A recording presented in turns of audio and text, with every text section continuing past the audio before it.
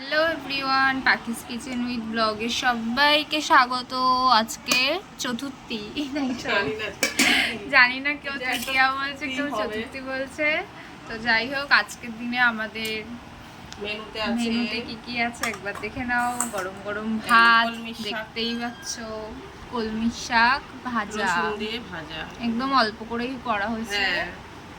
আর করেছি এখানে ওল কচু আলুর ডালনা, যাকে বলে, দেখতে ভালো আছে না, একদম মাখা মাখা করে করেছি এটা। আর এটা নিরামিষ বন্ধুরা, এতে চিংড়ি মাছ বা মাছের মাথা কিছুই দেওয়া হয়নি, একদমই নিরামিষ করেছি। আর করেছি এই যে বেগুন দিয়ে ইলিশ মাছের জ্বালানি, কাঁচা পাতলা, একদম কাঁচা লঙ্কা আর জিরে বাটা দিয়ে। এই হলো আজকের আমাদের রেসিপি।